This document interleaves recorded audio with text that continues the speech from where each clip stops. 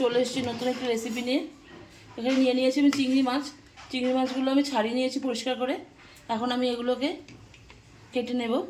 দেখো মাছগুলো এরকম মাঝখান দিয়ে আমি কেটে নেব। এর ভেতরে যে নোংরাটা থাকে, এই সাদা এই কালো শীটটা, এটাকে আমি পরিষ্কার করে বের করে নেব। এবার আমি এটাকে আরেকটু ডিপ করে কেটে নেব। এমন করে করবো যেন দু ফালি না হয়ে যায়। ডিপ করে এইভাবে কেটে নেব।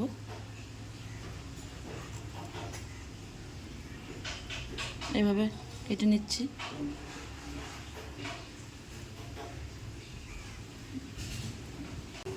নিয়ে নিয়েছি আরেকটা মাছ। দেখো পুরো মাঝখান দিয়ে আমি কেটে নিচ্ছি। দেখো সব কটা মাছ আমি পরিষ্কার করে কেটে নিয়েছি। এবার আমি এগুলোকে ধুয়ে নেব। আমি টিস্যু দিয়ে একটু মুছে নেব যাতে গায়ে একদম জল না থাকে।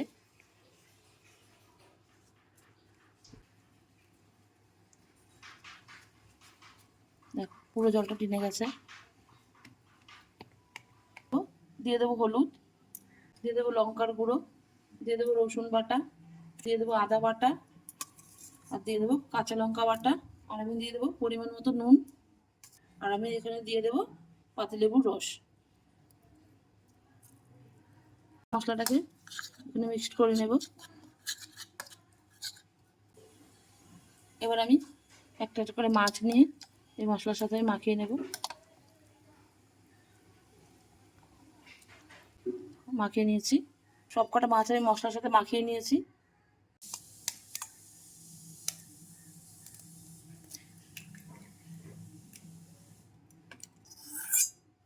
দিয়ে দিচ্ছি গোলমরিচের গুঁড়ো।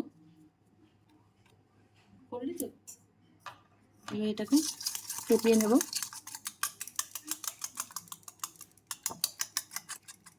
মিক্সড করে নিয়েছি ভালো করে। 10 মিনিট রেস্টে রেখে নিয়ে চলে এসেছি। আবার দেবো 1 চামচ কর্নফ্লাওয়ার। এগুলোর সাথে পুরো মাখিয়ে নেব অ্যারারুটটা দিয়ে। দেখো ভালো করে কর্নফ্লাওয়ারটা দিয়ে সব কটা মাছকে মাখিয়ে নিয়েছি। নিয়েছি বিস্কুটের গুঁড়ো। দেখো ডিমটা যে রেখেছিলাম তার মধ্যে আমি এবার মাছটাকে দিয়ে দেবো। মাছটাকে ভালো করে ডিমটার মধ্যে মাখিয়ে নিচ্ছি। তারপর আমি এই বিস্কুটের গুঁড়োর উপর দিয়ে দেবো। ভালো করে দুদিক বিস্কুটের গুঁড়ো আমি দিয়ে দেবো এই ডিমের এটার মধ্যে। তারপর আবার এটাকে ডবল করে দিয়ে দেবো। ডবল কোট করে ভালো করে মাছের মধ্যে এটাকে দিয়ে নিতে হবে। প্লেটের মধ্যে রেখে এটাকে ভালো করে চেপে চেপে জায়গাটা শেপের মধ্যে দিয়ে দেবো। এটাকে আমি 10 মিনিটের জন্য ফ্রিজে রেখে দেবো। তোমরা চাইলে সাথে সাথে এটা ভেজে নিতে পারো। দেখো সব মাছগুলোর সাথে আমি ব্রেড ক্রাম্ব দিয়ে দিয়েছি। এবার আমি এটাকে কিছুক্ষণ টাইমের জন্য ফ্রিজে রেখে দেবো। তারপর এটা আমি ভাজবো। এটা তোমরা এখনো সাথে সাথে ভেজে নিতে পারো। হ্যালো বন্ধুরা, দেখো 10 মিনিট আমি এটা ফ্রিজে রেখে বের করে নিয়ে এসেছি।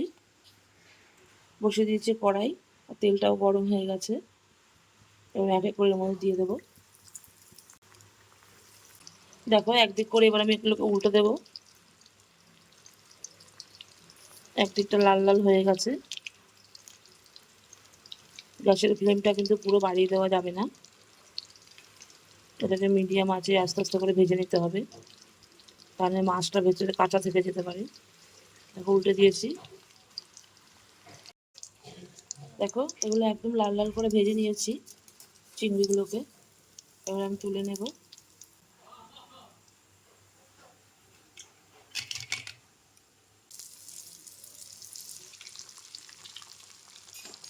এবার আমি এগুলোকেও ভেজে নেব। দেখো সব কটা ভেজে আমি তুলে নিয়েছি। বন্ধুরা আমি এটাকে একটু সাজিয়ে নিয়েছি, দিয়ে দিয়েছি একটু কাসুন্দি। তোমরা চিংড়ি মাছের তরকারি তো সবসময় খাও, মাঝে সাঝে একটু এরকম চিংড়ি ফ্রাই খেয়ে দেখতে পারো কেমন লাগে। রেডি হয়ে গেছে আমার চিংড়ি ফ্রাই।